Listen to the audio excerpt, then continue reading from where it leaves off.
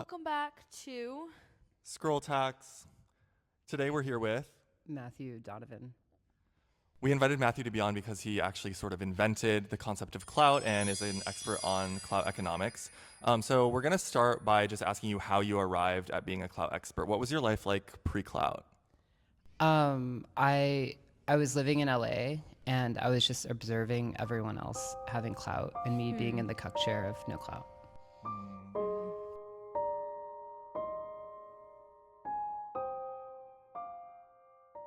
Did you feel at that point that you really wanted clout, or were you happy just observing it? I was happy observing it. I think I used to feel, and I guess I feel this way sometimes, that there's a lot of power in obscurity. Like a lot of people talk about this idea of defluencing, and I think there's a lot of power in being offline, being obscure, not like being against the influencer grain, that kind of thing. Yeah. And do you feel now that you actively pursue clout, or do you still see yourself as being an observer? I mean, I think that this has kind of collapsed into the same thing, which we can maybe talk about. No, I think a lot of people say that they don't pursue clout, and I think that it's like it can be a lifestyle thing, just to like be like, oh yeah, I'm going to I'm going to go to this party, like you guys are going to this orange carpet tonight. But it's work. You're choosing to do work. You're choosing to be in the creative industry. You're choosing to be around people that are also pursuing success in that industry. And the only way to gain success is by creating trust with people around you. You gain trust by doing certain work or help supporting other people. And some people call that social capital. Some people call that clout. And so basically it's just how the world works. And if you want to play that game, you can. It's not easy. It's very cutthroat. But it's the way that you get published and seen, and the way people know about you, et cetera. But if it's sink or swim. And I think when we talk about clout, like you're bringing up kind of the entertainment industry, and you have always been like in the art world-ish, or a critic, or online, and things like that. But there are so many different forms of clout. Like you can have clout in the pharmaceutical industry if you want to. So do you feel like you have a good understanding of how clout works in general, or do you see yourself as just being ingrained in this like art world type of thing? Yeah, no, I think it's like it's kind of like there's like an anthropology of every industry, and like you have to have a certain like theory and knowledge of like who are the players in that world. Like when you talk to your journalist friends, like they know all of the journalists in that like that are in that sphere. I was talking to my friend Taylor yesterday, who's a journalist, and she was just talking about like all of these people, and she's like, do you know this person? They're like the main person that talks about civil liberties. We were talking about the case with Hassan Piker, and I was like, no. And then she's like, do you know this journalist or this lawyer? And I was like, no. So I don't really know the media sphere, the entertainment world that well. I know I know a very niche world, kind of like you, but you guys are niche. Like everyone kind of has their like niche world that they're working from. And in many ways, many of us are trying to get success by going into all of these other spheres. But actually, if I go into the crypto sphere where you guys are, I'm going to embarrass myself. I don't think that's possible, really. No.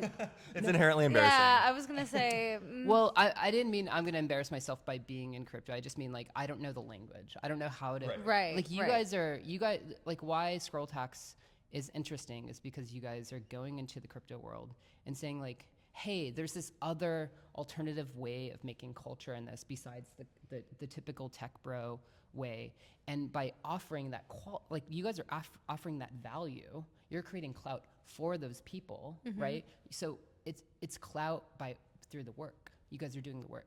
So like clout is just like the idea of being like, oh, I know this person, like name dropping, or clout by like like I got published somewhere, like all of these, there's like very kind of vain forms of clout. And then there's like value-based clout. And I think that's the hard part. It's harder to be the person that is doing the work. It's easier to be the person that goes to the party and like knows certain people and stuff like that. And I think this latter is what most people think it is, whereas the former is the thing that matters more. Right.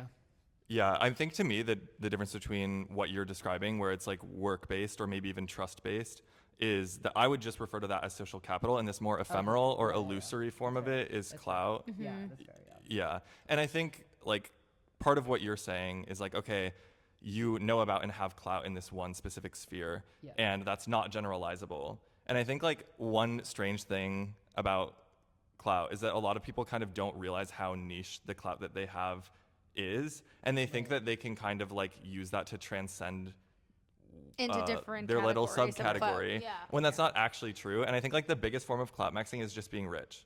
Like if you think about like who has the most clout, even in these like weird subcultural artistic spaces, it's like people who can fund stuff. Right. Yeah. Yeah. No. Totally. It's just the idea that economics is upstream from culture, and then culture is upstream from politics. So then you have Peter Thiel, who's funding Scroll-Tax, who is infiltrating the crypto world and making them less chuggy. Yeah. Yeah, exactly. Exactly. That was Like a great that's the example. pyramid of what we're working with here. I mean, we were getting George Soros allegations, but I'm glad you cleared this up for the audience today. I mean, we have multiple, so yeah, we there's can multiple keep them founders, guessing. investors, lots of people involved. Andreessen, you should be funding this, honestly. Yeah.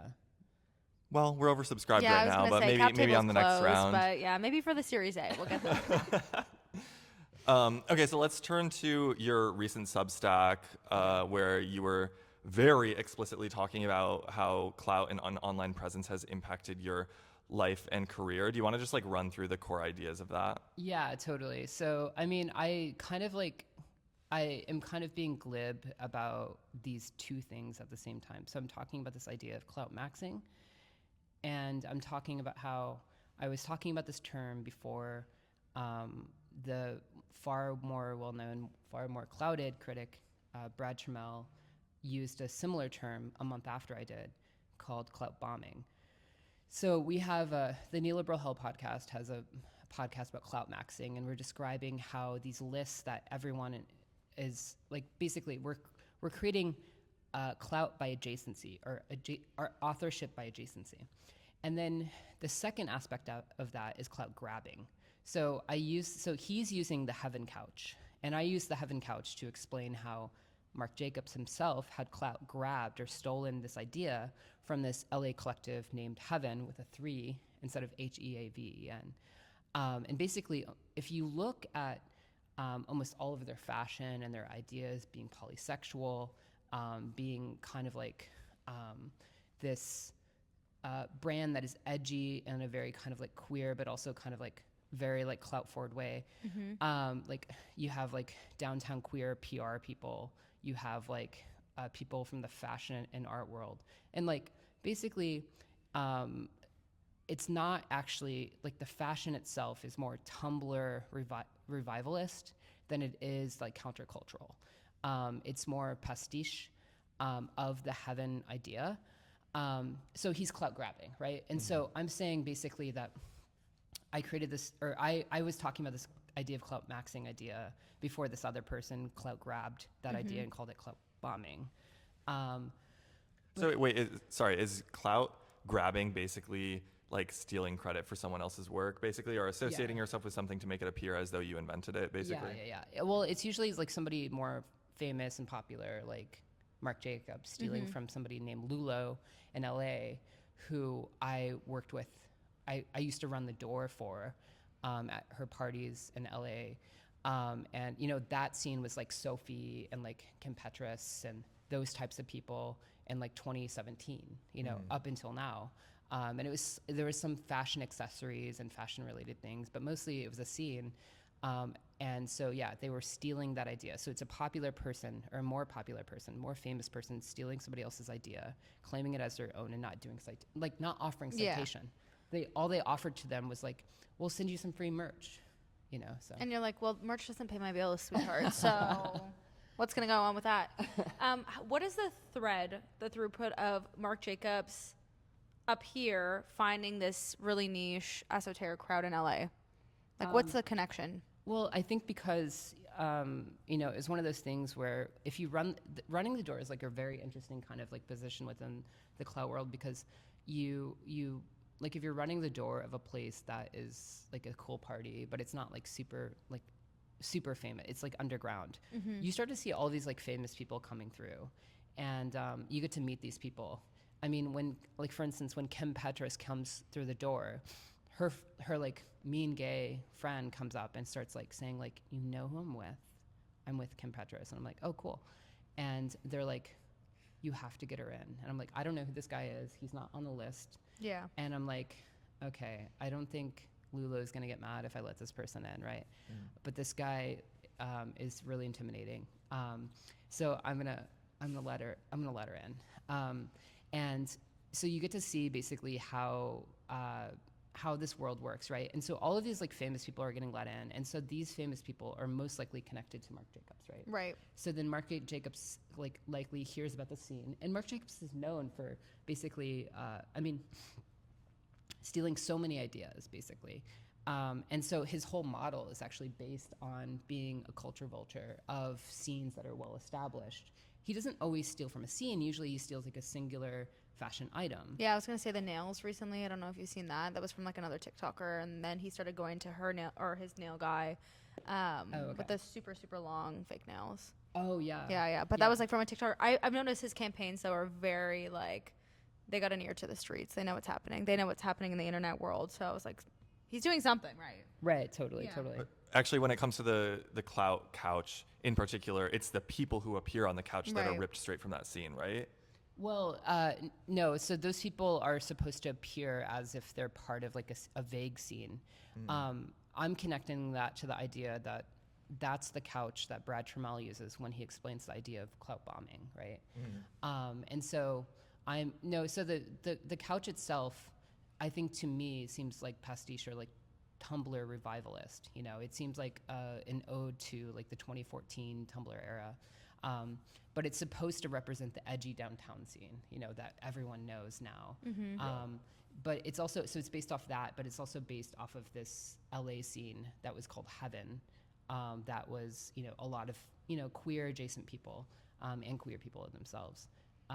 So it's like, it's one of those things where you have to look, like this is one of those things where you have to see the images for it to make sense. So Right. you saw the images, you saw the scene, you saw the explanation, it makes more sense. But I think for the sake of the podcast, we can't get into the details of that.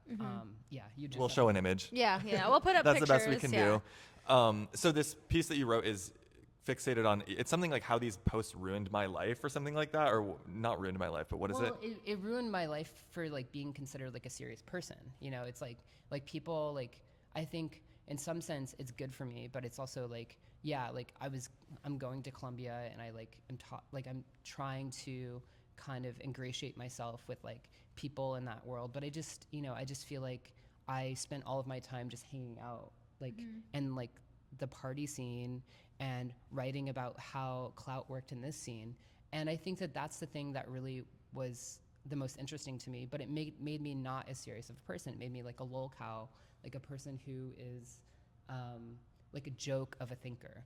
And I think that a lot of people would say like, oh no, that's cool. But I think at the same time, it ruins my future potential for being somebody else, you know? So yeah. And when you say ruin, do you mean that you see this this exploration of clout as directly counterproductive, or that it was just distracting? Oh yeah, I mean it's like I think we all just like have this idea of like what we want to be when we grow up, and then we realize that we're actually meant to do something else, I guess. Yeah. And so it ruined like some kind of like the version of me that I don't think is compatible with the world even, you know, anymore. I feel like we can only write about what we have access to and what we're exposed to. And so like I just continue to write about like the world I'm a part of. But I don't think it's bad. I mean, like I do think it ruined like a version of me, but I think the version of me that I am now is just like no one else can replicate, and I'm just going to do that, and everyone should just write about whatever they have access to instead of like trying to become something else. And I think that's the lesson, basically. Like you should write about crypto, and you should write about whatever kind of scene that you're a part of. Maybe it's not even a scene, maybe it's just like your workplace. My friend's like a nurse and he writes about music, and I've been being like, hey, like why don't you write about like the nursing world, you know? Yeah, I mean, he's like, but that's not cool. And I'm like, I think you might have an interesting perspective as like a person who writes about culture to also like to sometimes write about what you're exposed to. exactly. Yeah. Yeah.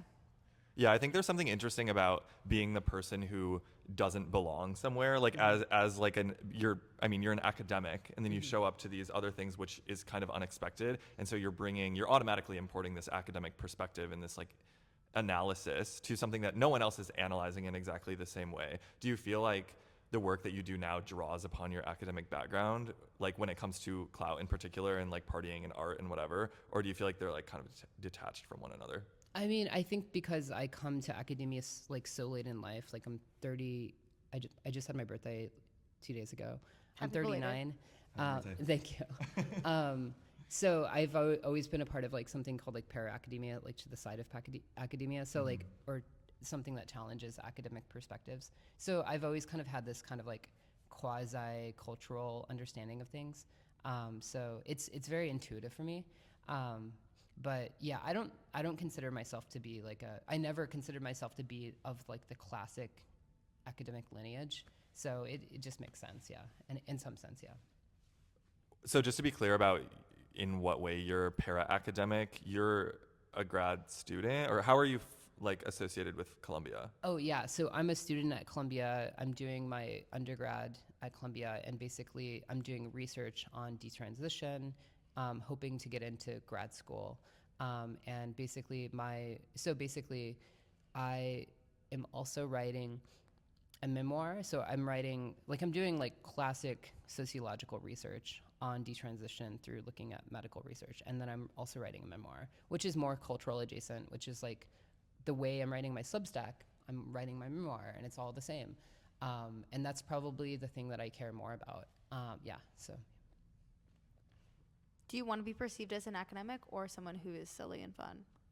I'm definitely somebody that's very like way more silly, probably. Yeah, definitely. Yeah. So if we continue through the article, there was after the clout couch, what was the next post? Oh yeah, and then there was like a post. So basically, all of these posts are just about like viral posts that I had. So the first one was Brad Trammell, but actually his idea went viral. And then the second one is a post I had. It's my most viral tweet about the Charlie XCX birthday party. And it's basically about if you've ever been at these like incredibly clouded parties, everyone is so excited to be there that they just start becoming inane characters of themselves.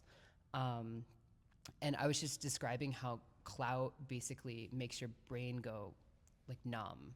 Like if you're in the, like, you're rarely in these situations.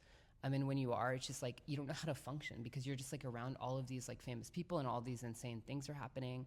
And all you can do is become a version of yourself that you see, like basically you're mimicking everyone else in the room. And that means that everyone's mimicking a character, you know?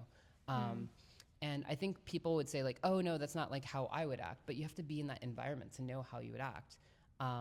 You don't want to get kicked out of the party for not laughing at a stupid joke, you know, so. Right. You also mentioned in this article too, there's a disparity between, you know, these celebrities and highly clouded figures and how they actually act in real life, and some of them being NPCs. Oh yeah, yeah. Is there someone you want to call out specifically? No. Damn, we tried it. We tried. You know what? I actually did see Dave Chappelle this morning. Oh yeah, it was Was he definitely giving NPC? It was definitely Dave Chappelle. Oh, for sure. No, he was just walking around Soho vibing, and I was like, "Hey, King, what's up?" No, I mean, most of these people are just people, and they just like in real life, most of them are like, I just went to the Pornhub Awards, and I met one of the most famous porn stars ever. Her name's Kazumi, and she's like a model, porn star, and like she's actually like a para-academic too. Like she writes about like, well, we don't have to get into that, but basically when I met her, I was just like, this is the opposite of that. Like porn stars don't care. Like I don't know, for whatever reason, Jordan Firstman actually said this, and this kind of impacted my brain. Like he was saying that porn stars are the nicest people. Like they're kind of the anti-clout for some reason. I don't know why. I had never realized this, but he was right. All of the people at the Pornhub Awards basically were not, like, none of them felt like they were acting. They were just there to have a good time, and they didn't really care. And some of them, like, they knew I was pressed and they were mean to me. And I was like, I kind of respect that, you know? Like, I won't say who it was, I actually mentioned in the article, so if you read the article from Office Mag, you'll see at the very end, somebody denies an interview to me and they're kind of mean. But basically, like, lots of people there were just saying shit they did not care. Oh yeah, like, there's this porn star named Riley Reid, and I was asking her questions, and she was like, I don't want to talk about that. She's like, oh, I don't want to talk about that. She was just like, and I was like, okay, can we talk about how your friend said that you're retired and because you became a trad wife? And she's like, I guess so. And she was just like, it was just so funny. She just, like, literally no one cared whatsoever. Like, they just did not give a fuck whatsoever. And it was so refreshing. Yeah. Like, it was the first time where I'd been in this, like, highly clouded environment with, like, all these famous people. And I was just like, I actually feel like more relaxed here. Yeah. You know, it was kind of the opposite. So it can go both ways, you know? Yeah, I feel like that makes sense to me because for a celebrity or for someone in media, you have to be interesting. You have to have good takes. You have to talk about the right things in order to maintain your value. But for a porn star, it's like, as long as you're hot and like... Right. You don't need to be mainstream and appealing to certain levels of media. You're like, I'm already rich and I'm making money from this underground culture that I'm a part of. Yeah. Why do they care to have any more press, you know? And it's also interesting because, like, basically porn stars are in some way, and I think this is changing now, but they're in some ways forced to be countercultural because they're, in so many ways, they're oppressed from mainstream media. They're oppressed from certain spheres of influence. So basically, there's no advantage to them to act a certain way, like to be Christian or to have like this, like, Christian work ethic or like to appear good. They don't have to appear good because they don't have to appear good. They can say whatever the fuck they want. Right. And I think there's something to learn from that. I think that's kind of like the world we're inheriting now. We're like, you know, being the academic or being like the smart person or being like the cool person. Like, I don't know. I don't think there's an advantage to that. I think you just like, if you can just find your own unique perspective within the world, I think there's a huge advantage to that instead. Like, that's what Scroll Tax is doing. And I think a lot of people are like, I think a lot of people are trying to find that niche. I think, yeah. So I think that's what I learned from it. I don't know if that makes sense, but yeah. Yeah, it seems like there's this spectrum, like, of objectifying yourself, basically, where if you're commenting on things and you're participating in culture, you are like, I guess, being a person. And then at the very extreme end, as you begin to become a figure or become like, or objectify yourself, like, it matters less how you behave, basically. Yeah. Totally. So like for a celebrity that appears as a figure and who isn't like Beyonce, for example, like someone who doesn't even do interviews, it's like, well, they can act however they want. Like, Totally. Yeah. Well, I mean, also like being a lolcout, like like people will often talk about like the Red Scare girls as people who are intentionally seeking out humiliation.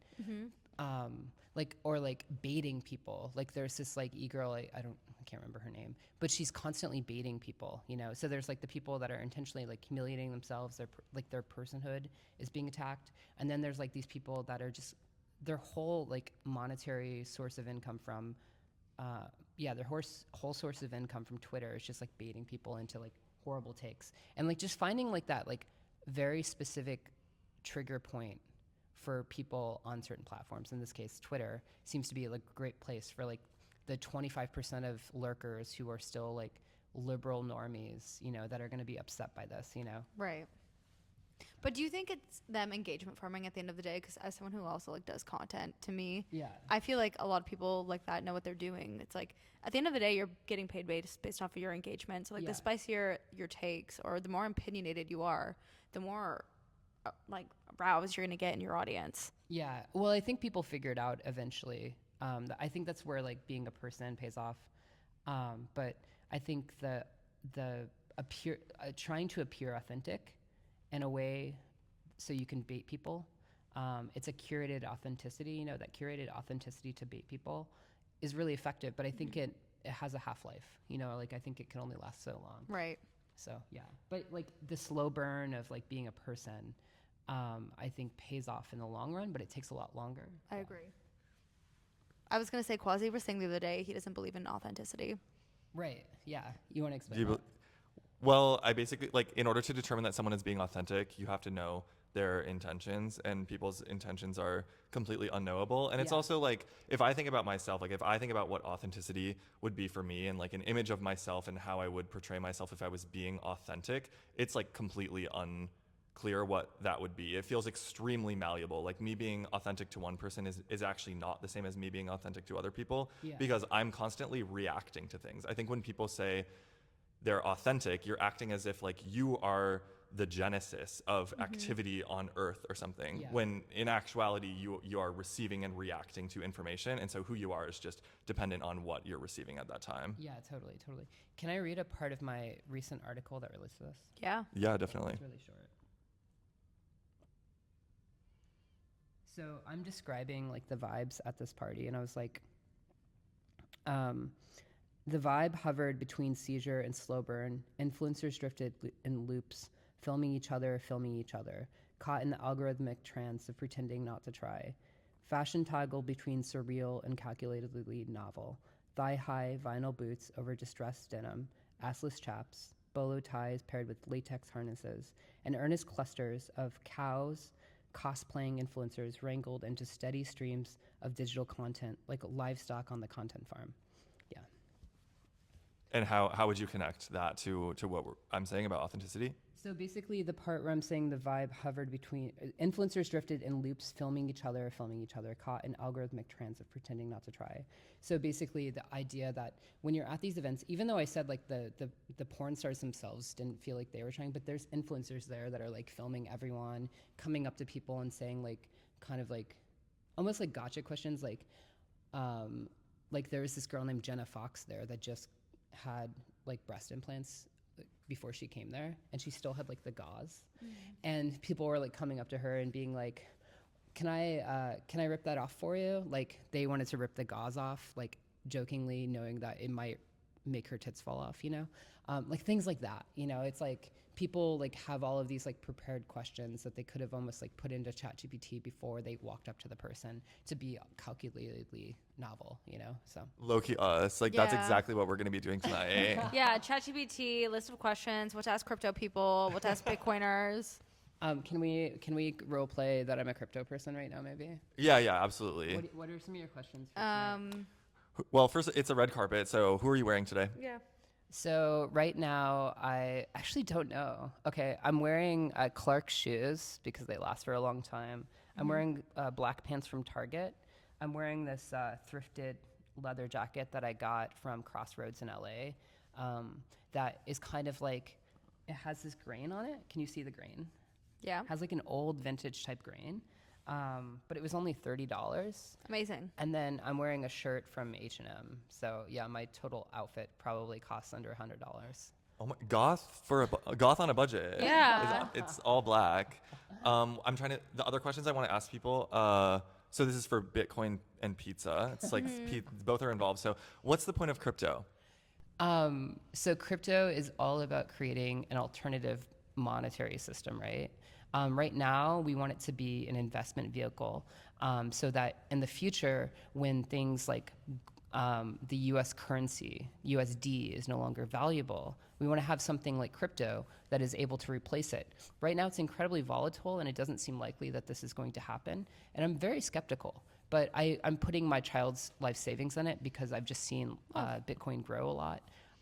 And if they don't go to college, it's okay because they probably weren't meant to be, because college is for suckers. Yeah. Right. Period. That was a better answer than we're gonna get from like actual absolutely. like crypto people. I was gonna say, show me your wallet. How much money you got in there? Yeah, I'm gonna ask people if they're rich, but Show me your crypto wallet right now. What NFTs you got? No, you need to. You specifically should ask. Are you into findoming? Because some of these people are gonna be. Oh, really that's rich. a great one. Yeah. Are you into findoming? Do you want to be findom tonight? But low key off the camera, and then be like, "Hey, we're off the camera. I'm just wondering if you're into findoming." Like.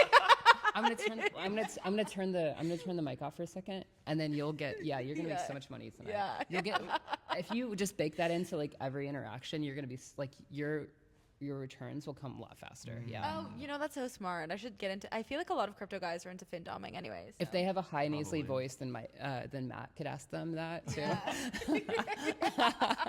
And if you guys just do that together, you guys would be a huge. I think.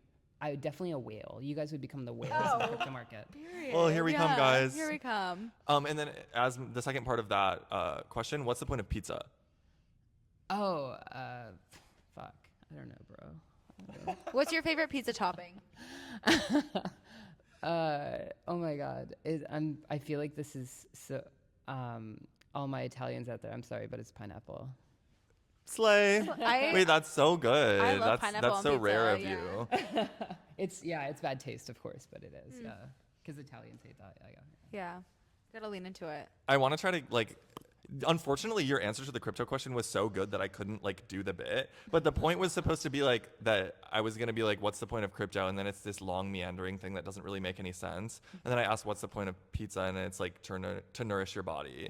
Like Yeah. the bit being like, okay, guys, Yeah. like it's too hard to explain. This isn't real. And then I'm gonna bring my buttons, and then we're gonna rate Okay. their outfit if we think it's a flop or not, and then hit the button if it is or What's not. the button? Oh, it's like, you know those Staples buttons? Like, that was easy. Oh, no. We have those, but you can Oh, program, cool. them, program them to like whatever sound you want. Oh, So, interesting, yeah. interesting. So does it have two sounds, flop or there's- not? There's multiple buttons. Flop or hot? Is it Yeah. hot or flop? But I don't know. What should You we can do? program them to whatever. Whatever I you mean, we want. probably just do the Vine boom, Yeah. Vine boom. all the like meme sounds. Yeah. You guys should maybe like cringe or bass, but that's kind of over too. Nobody's saying that Yeah, anymore, no right? one's saying that anymore. What are Yeah. people saying in the crypto world? People don't know. definitely say based. I feel like the crypto world is like culturally like kind of Reddit or 4chan like Right. 10 years ago Yeah. vibe. So I feel like people do say based and cringe.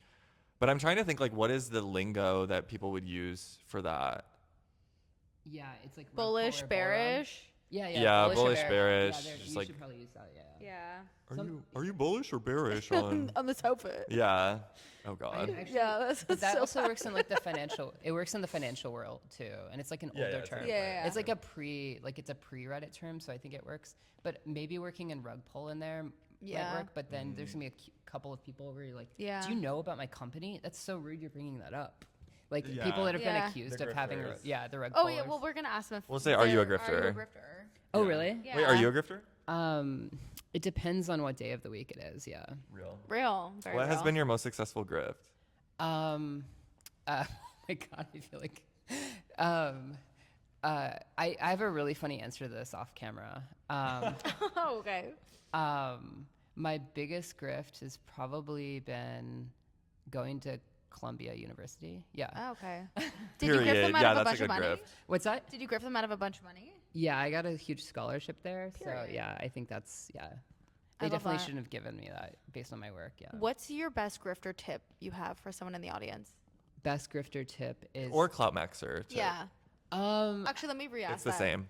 What's your best Cloutmaxxer tip you have? I think, I mean, I'm gonna give you like the old school answer. It's just like create relationships with people that are connected, that have the same goal in life as you. It's just like love. It's like love is all about this having a shared dream together. And if you can find others out there in the world that have this shared dream with you, it can be a very beautiful relationship. Yeah. I feel like that's not clout. You kind of just said Yeah.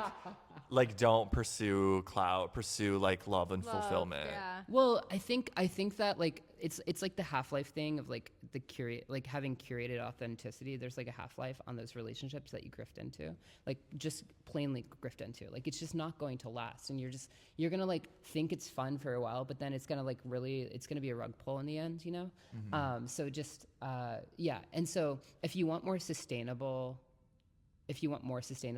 clout, you have to create trust in relationships. That's just it. It's like very boring. It's not a part of like the hyper like modernist idea that Matt is going after. But that the other thing is like the future is like hyper, like Daniel Keller says this, hyper gambling, like with like things like NFTs and things with like crypto, right? Hyper gambling and basically attention economy seeking behavior, you know. I'm not an expert on that. I'm not actually good at any of that. I'm very old school, actually, and that's why I'm giving you these kind of like old school answers, yeah. So I talk about it in a hyper modernist sense because I recognize it, but I'm not actually good at that, yeah. Yeah, I think like the one maybe point of sameness between what you said and the way that I think about it, or the way to marry the strategies is kind of like, I do think there are people who successfully clout max and then are able to capitalize on the clout that they have to get attention from people with whom they actually share things in common. Yeah. So like I would call this transitioning clout to actual social capital. Right, but I think clout actually can open that door and allow you to form those like more meaningful relationships that you're describing. Yeah, totally. And I think like in the future, like maybe our relationships will drastically change because like you have Twitter group chats and you have like Telegram or whatever group chats. And in those group chats, you have like these types of relationships where you're definitely, it's based on posting. And it's based on like the relationships are just like, I posted this. Will you repost this? Will you will you have a fake beef with me? Will you have like some kind of interactive relationship based only online? I'm never going to meet you. I don't care about your kids. I care about your 700,000 followers. Shout out to, actually, no, go ahead. Yeah. I was going to. Do you think the pursuit of clout is vain? No, I think it's so necessary. I think if you're not pursuing clout, and you want to stay, if you want to stay at your house in Virginia and, live off the grid and be a clout purist, then you should do that, and if you're looking and you'll maybe be more successful when there's the clout apocalypse, who knows, Right. Whenever that is. What do you think would cause the clout apocalypse? I think when the mean gays completely take over and eradicate all the women. Yeah. Oh. What's the timeline on that? What do you think? I don't know. Peter Thiel recently just got into pretty high position, in my opinion. So we're probably on a 1 to 2 year max schedule. Wow. Wait, you think all women will be eradicated in 2 years? It'll be an accident, of course. It'll always be an accident. Okay. Yeah, there's homosexuality, and then there's this idea of homoeroticism, right? So if Peter Thiel is able to eradicate all women through some pandemic, maybe. The second one that just goes after women, then basically all the men will be forced to be around only men, like in the factories, and then they're gonna be like, oh my God, Quasi-Matt, damn. Fuck. Yeah. Look at this man's We need that Yeah. to happen very specifically. Like the campaign needs to be oriented toward me somehow, but we'll Okay. And see. you know who's gonna take over Skull Tracks? I'll be dead. So. Your new co-hosts, Matt and Matthew. Matt and Matthew. Not squared. Oh my God. Well, I mean, Wait. I guess we're not that far off because he has the skin cell babies and then the artificial womb. So it's like, Yeah, we're literally I was close. like, we're okay, anti-woman at this maybe point. it's maybe it's 5 to 10 years. They need to develop this technology because of the birth rates declining. Right. The birth rate's declining. Wait, so now that we've talked about being gay and clout, we I'm aware of what's going on here. It's okay. yeah, we're not saying we want it. We're just saying it's inevitable. Friends, right? Yeah, we're still friends. It's a different timeline. You'll understand, right? Yeah, We'll visit yeah. your grave very often. Thanks. I appreciate it. Yeah. What do you think about the idea of being gay for clout? I think like it doesn't really like. It's funny because like I'm like bisexual and far more straight than I'm gay, but everyone always like meets me and they're like, oh my God, you're fabulous. And I'm like, bro, I've known you for like 3 minutes and you're saying I'm fabulous. It's like literally happens to me all the time because I have the gay voice. Yeah. I think it's fun to be gay for clout in scenes where like being gay is not cool. Like I think in the Dime Square scene, there's like an anti-gay, anti-poly kind of vibe. So I think like leaning into gayness in those crowds is funny. But I think in like the art world or like those kinds of places, it's not as interesting. So I'll bring up like things that I think are more kind of like create more tension, like the idea of like jerk buds or like being like being into straight play, like straight guys that are having sex with men but like to play the role of being straight. Like these things that I think are still kind of controversial. And I mean, I think among gay people they're not controversial, but among certain types of people they still are. Right. Yeah. So you think Quasi-Matt is being gay for clout? No, I don't think so. Oh. Oh. Well, actually, I noticed an interesting pattern with the whole gay for clout thing, which is that when we have a Republican president, I sort of like brand more heavily as gay, I think, to Yeah. play the victim card. Yeah. So like, literally recently, I feel like for the past 4 years, like during the Biden presidency, I was like obviously gay, but I wasn't like super branded as gay. Yeah. But I feel like in the past few months, I've been like, hey guys, like I'm literally a gay guy, like Yeah. everywhere I go. Yeah. And I feel like I have leaned into it in part like for scroll tags in a Yeah. way, like to do bits. But I'm like, this is an interesting pattern. Yeah, I think you should start the hashtag gay crypto. I think there needs to be an LGBT crypto movement. Yeah. No, They're literally. done. We need to do it right now. And then we need to do the Save Gay Ethereum dance together. Yes. Something where it's like, We can add a gay move. Yeah, a lot of gay move for sure. yeah, don't forget to do the gay crypto, Save Gay Ethereum movement later today, Yes. or you're not an ally. Okay. Exactly. So, If it's not uploaded within 24 hours of this video, you're not an ally. You're actually problematic. exactly. So can you assign a sexuality to Bitcoin, Solana, and Ethereum? Like which one's gay, straight, and bisexual? I honestly don't know. I'm sorry. Oh. Yeah. I mean, there's an obvious answer to this. I feel like everyone would obviously say that Bitcoin is straight, Ethereum is gay, and then Solana is like secretly bisexual. That's so That real. checks out. Yeah. Like But- that's correct. I think some people would say that Solana is more straight, but the people I've met that are pumping it are definitely very closeted. But yeah. All the meme coiners. I mean, I feel like I memes feel are like kind this- of gay, so it makes sense. Yeah. I mean, I think that Bitcoin's like straight in like a very kind of like Greek way. Yeah. Okay. Yeah. Like there's a lot of mentors out there that are going to help you get very successful, just like in the Republican world. Alex. Well, no, yeah. Go. I keep on like wanting to name people. I'm like, I actually can't take the attention right now. Okay. Another time, I'll do the name drops next time. yeah. Okay. Okay, or maybe we can just like edit them in. Yeah, you're gonna yeah. tell us after, and then I'm And then just we'll gonna like put voice them it in over there. and be like, it was this person. You guys are gonna keep the recording going. Yeah. Yeah, exactly. yeah, We'll tell yeah. you the camera's off. Oh my God, yeah. So yeah, go check out. So far, go check out my Substack. I was trending numbers. I was number 75 on Substack for culture yesterday, and then I had this new article in Office that is kind of making fun and also celebrating porn stars. Yeah, I think that's all I have to plug. Yeah. So before you have any other questions, I wanted to make sure to do that. Oh yeah, of Oh, course you have yeah. to. I mean, you're an expert Cloutmaxxer. Like, of Exactly. course you're This gonna is, throw like, that an in. important Like part. that's kind of the point of being here. Yeah, exactly. Yeah, for sure. In terms of clout, I feel like we covered pretty much everything that I wanted to cover. You gave clout advice. Yeah, I don't know, Kayla. Anything else? Parents, My parents, poppers, poppers. politics. Um, Rate this interview out of 1 to 10. Wait, parents, poppers, and politics? Yeah. Wait, am I supposed Wait, what was that about? I don't know. PPP. Am I supposed I saw this. It was a TikTok, and this guy he's like, "This is me on a date." Parents. So what about poppers? Oh. Fascism. Rate this date out of 10. Oh, yeah. So parents, I'm close to my mom. I always hated my dad. Poppers, sometimes. And then politics. Is this fascist? Is that the question? Yeah. Thoughts on fascism. Oh, thoughts on fascism.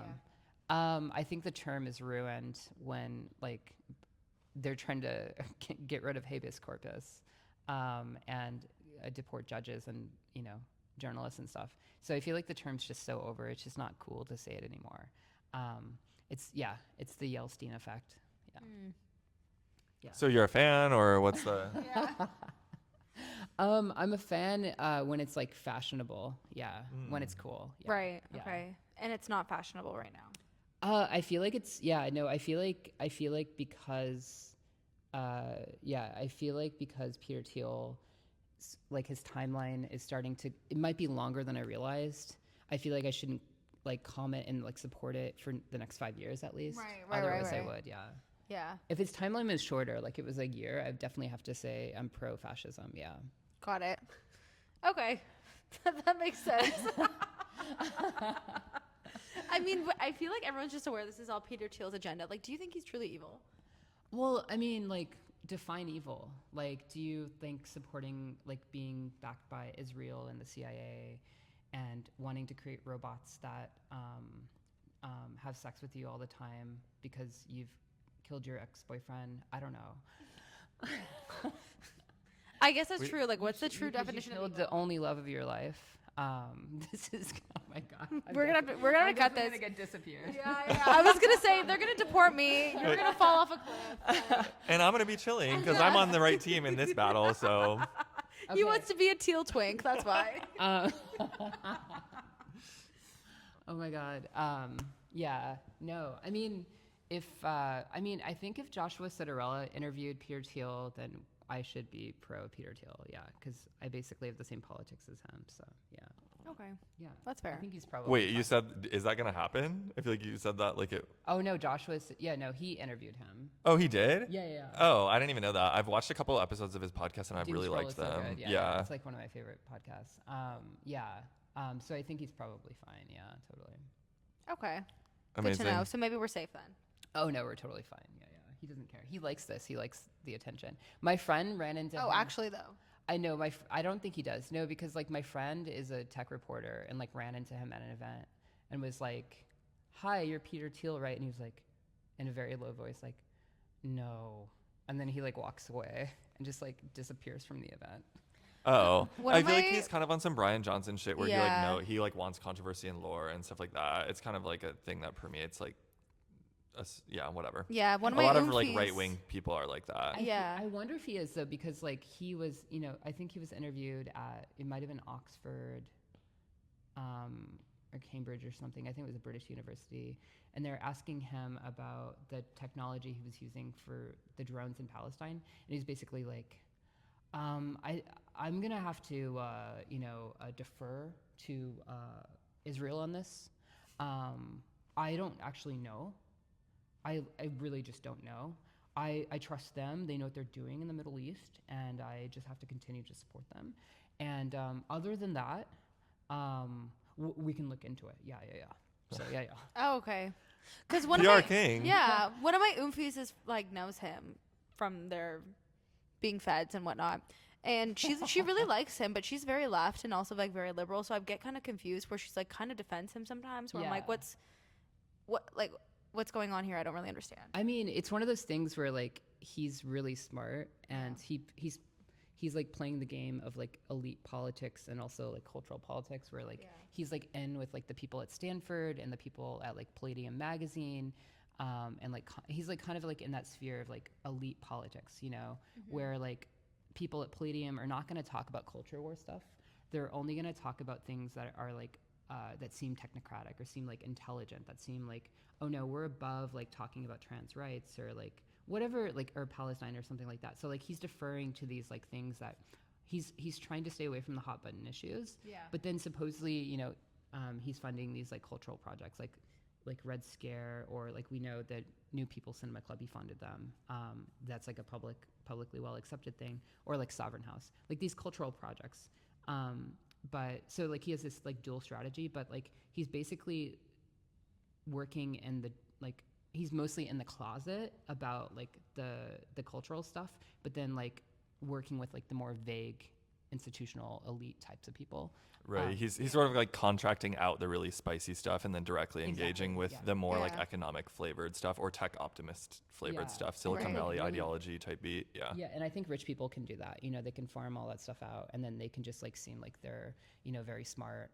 But if you watch his debate with David Graeber, you kind of get to see like that's the closest you can probably see to his like actual politics, where he's like basically saying like I don't really want democracy. Like the reason I'm in tech is because you only have to convince a board, and that's like 10 to 15 people or whatever, and that's a lot less people. And so basically, this is like what we're seeing within the government, is like this kind of like consolidation of power with the tech oligarchs coming behind Trump. But Xi Jinping was so much better at this. Like, shout out to Xi Jinping 2028. He, I mean, is he ever not going to be running? yeah, I mean, he's just there until he dies, right? yeah. His plan In only. America, 2028. Oh. Yeah, yeah. Oh, okay, sorry. I missed. Oh no, Miss- Matt knows. misunderstood that. Matt knows. I've been saying this for a while. Matt knows. But basically, he eliminated like when, like for instance, like Jack Ma came to power. He was like, nope, disappeared. And but instead in the United States, like he was like, Xi Jinping was like, I'm gonna make sure that the tech oligarchs don't like consolidate power within the Chinese government, whereas in the United States, like we're more similar to the post-USSR Yeltsin era, where the tech oligarchs well, in that case, it was just oligarchs coming into power. So it's just interesting. But this is like basically what Peter Thiel wants. Like this is, if you watch that debate, you see that this is kind of like the Curtis Yarvin type effect. Yeah. So. Yeah, I think like the strategy there for the most part that I've observed is like, hey, we're going to justify concentrations of power using some like populist narrative. Like, Yes. like surely the outcome of the efficiency enabled by power concentration will trickle down to everyone. Exactly. That's like Yeah. the logic that's, you know, that they're spewing. Yeah, totally. It's like it's that dual strategy of Peter Thiel, where he like JD Vance is a follower of like Yarvin, and is also like was like moots with like a lot of our Dime Square friends, right? Yeah. Yeah. Anyways, and then but also they're using this like more like elite politics thing of like the Freedom Cities plan, the Charter Cities plan, that we see like with like Nick Allen from Sovereign House, and these types of people are pushing, which, you know, sounds like somebody at Stanford would like be pushing for something like this. It's like smart, technocratic, you know, it has a very specific end goal of industrial policy, making the U.S. more competitive against China, that kind of thing. It's very smart. It's actually like very smart, but it's also problematic because they're using public resources, public land, to privatize for the use of private goals. The private goal of basically private companies making money off of this public land. So yeah.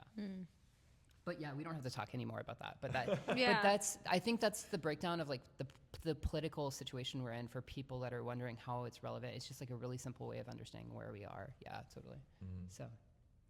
So I think last question, your recent article that we talked about at the beginning kind of demonizes or seems a little bit regretful about your engagement with Clout so far, or at very least acknowledges the negative impact of it. Yeah. Are you done Cloutmaxxing? Yeah, I mean, I think I'm definitely, I'm definitely retiring to a certain extent from the type of lifestyle that required to be in New York at that time, of like going out all the time. Like I'm more interested in the long-term projects of writing and like having more quality time with friends and stuff like that. Like I was saying earlier, I would have given you a different answer like a year ago or like 2 years ago.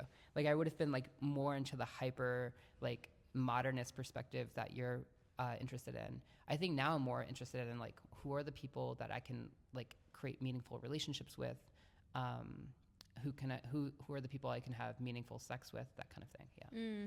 Very real. Period. Do you think New York or LA is a better oracle for Clout? It depends. Like if you're into the Clout as sex thing where you like sleep with a lot of people, I think LA is better because it's like the top city for cheating, I guess. Oh, I didn't know that. Yeah, some article said that. It's probably fake. No, 100% real. Like No, it's definitely real. Yeah. Like we can definitely measure that. Peter Thiel would probably find a way of being more accurate with that. But I think New York, I think there's like, if you look at like if we take an international perspective, New York is like the most international city ever, right? Yeah.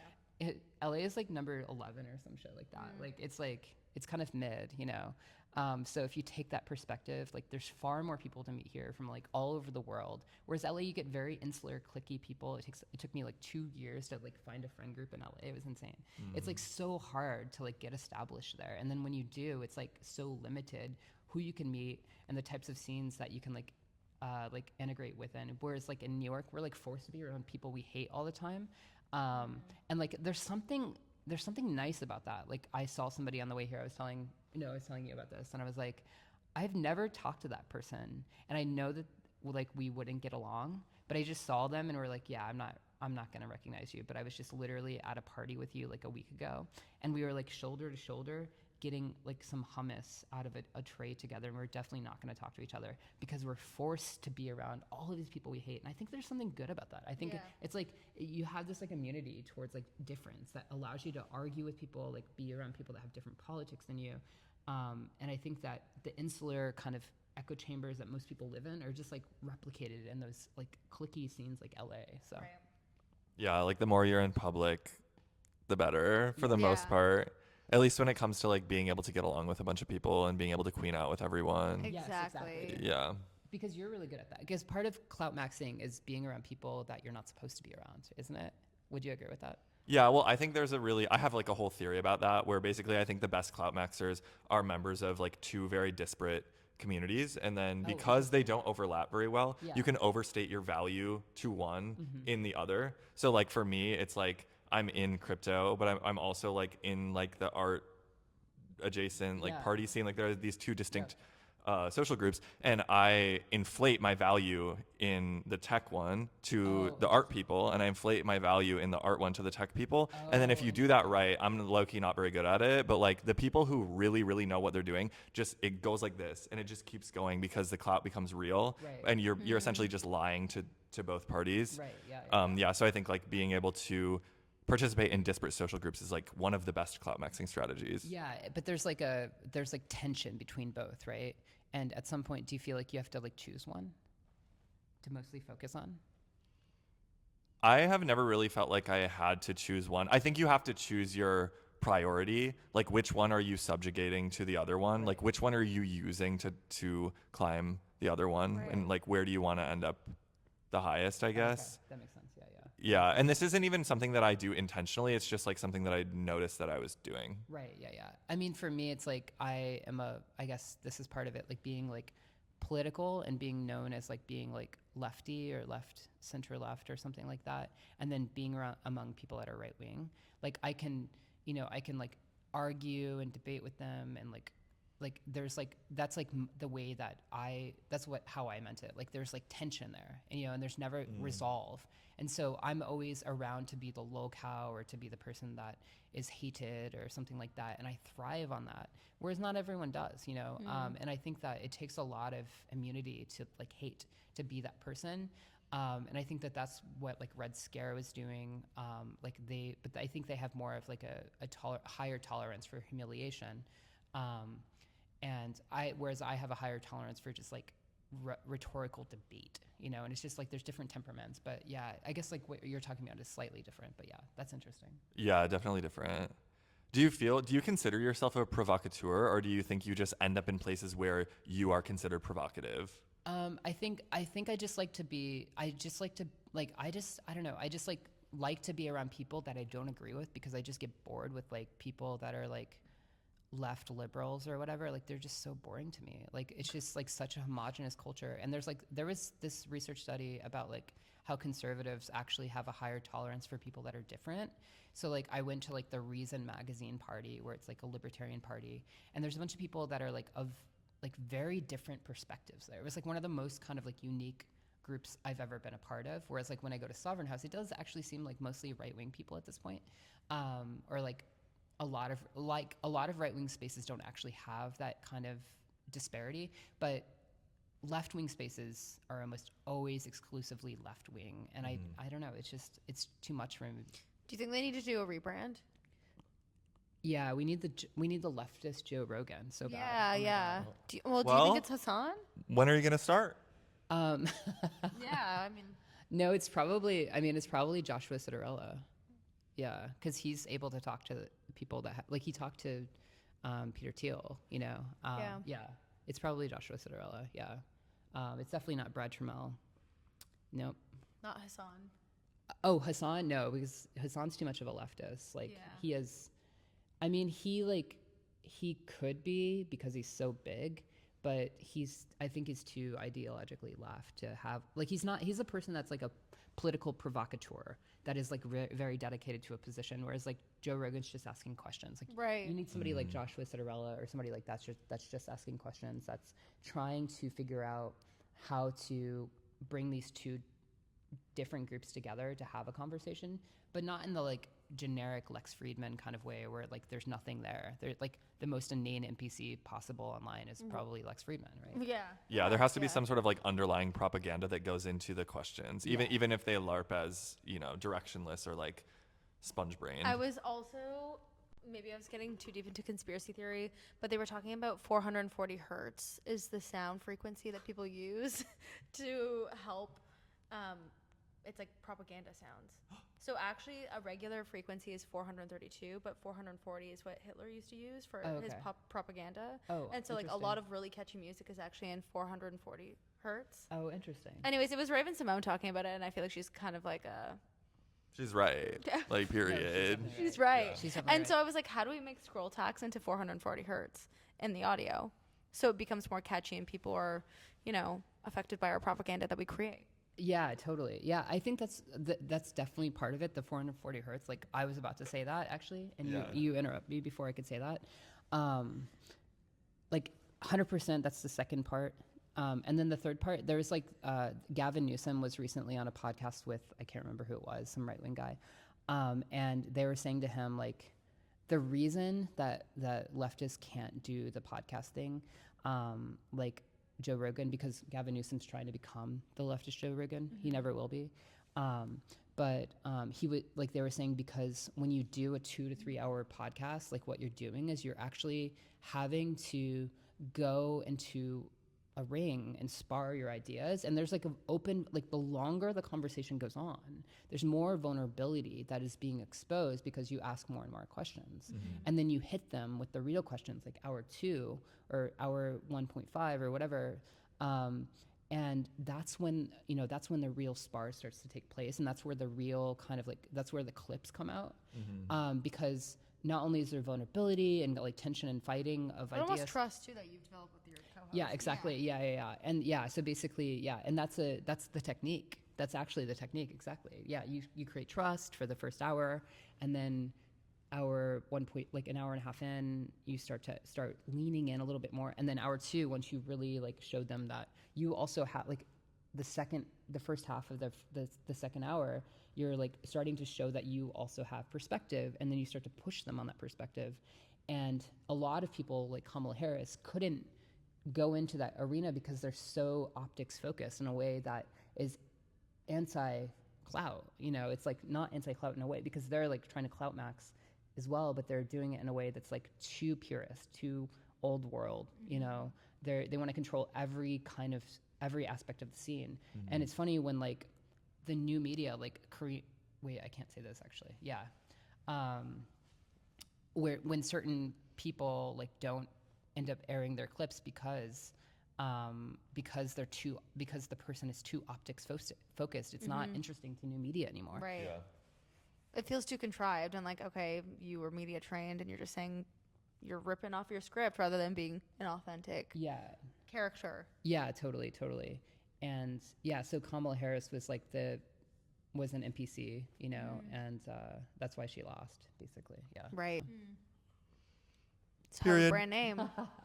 Okay, we went way off. We're using the Joe Rogan technique on you. What are we on, hour 2? No, we have to add something really crazy. Yeah. No, I think we learned a lot about clout. We learned a lot about society. We learned a little bit about grifting as well, which I'm really happy we got into. Society, politics, grifting, and clout. We love society. Exactly. Yeah. Thank you so much for coming on Scroll Tax. Thank you so much. It was an honor to be here. Let me know next time about the pink memo, though. Yeah, Okay. we'll let you know. We'll give you a heads up for Matthew Donovan episode 2. And who didn't want you to come on Scroll Tax? Oh yeah. Oh my God. Somebody named David didn't want me to come on Scroll Tax. How do you guys feel about that? Who? You guys have I know. David, I know who? a lot of David. So. Well, you guys don't know him, but okay. he wrote a book. He's that clouded. He has a book. Well, I wrote 2 I was gonna books, say, so I feel like anyone can do that. He was well known in the San Francisco scene, so it might be a big deal actually for you guys. And he is he's pretty clouded. What was his reasoning? Yeah. Oh, because he was like I can't believe you're gonna go on the scroll tax. Like Quasi Matt has like the dumbest idea of like what cloud is ever or something like that. And I was like, no, I actually agree with him. Wait, what do you agree with me on when it comes to clout? Well, I agree with the general ethos that we live in an era where you have to you have to be fake and lie and gay, basically. Yeah. Oh, okay. Yeah.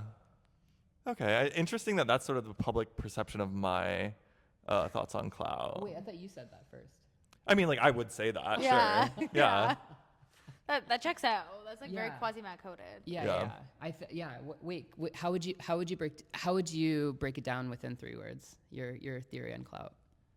I'll pull up the DM and read it out loud too. Yeah, that would be amazing. Yeah, let's get the DM and then I'll just react to the DM. I'll respond to the DM.